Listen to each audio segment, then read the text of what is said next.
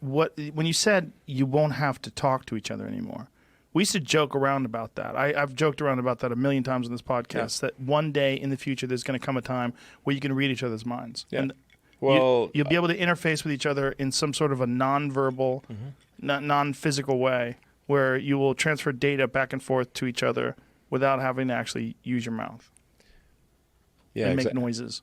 Exactly. So when you, like, what happens when let's say you've got some complex idea that you're trying to convey to somebody else, and how do you do that?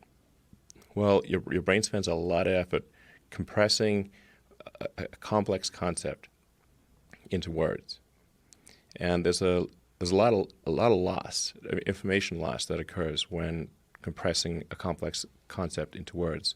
And then you say those words are then interpreted, then they're decompressed by the person who is listening, and they will at best get a very incomplete understanding of what you're trying to convey. It's very difficult to convey a complex concept with precision because you've got compression, decompression.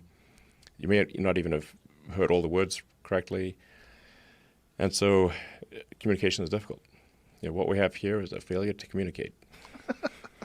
Cool Aunt Luke. Yes, and there's a great movie. Yeah, great movie. And there's an interpretation factor too. Like you can choose to interpret certain series of words in different ways, and they're dependent upon tone, dependent upon social cues, even facial expressions, sarcasm. There's a lot of variables. Sarcasm is difficult. Yes. Yeah.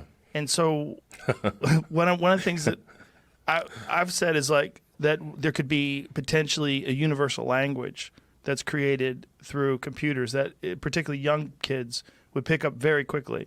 Like my kids do TikTok and all this jazz, and I don't know what they're doing. They just know how to do it, and they know how to do it really quickly. Like they learn really quickly, and they show me how to edit things. And it's if you taught a child from first grade on how to use some new universal language, I mean, essentially like a Rosetta Stone, and something that's done that interprets your thoughts, and you can convey your thoughts with no room for interpretation, with clear, very clear, where you know what a person's saying, and you can tell them what you're saying, and there's no need for noises, no need for mouth noises, no need for these sort of accepted ways that we've sort of evolved to make sounds that we all agree. We through our cultural dictionary, and we agree, or certain we could bypass all that. Yeah, you can still do it for fun, sentimental reasons, right? Like campfires. Yeah, exactly. You don't need campfires. You don't need to roast marshmallows. It's kind of fun, right?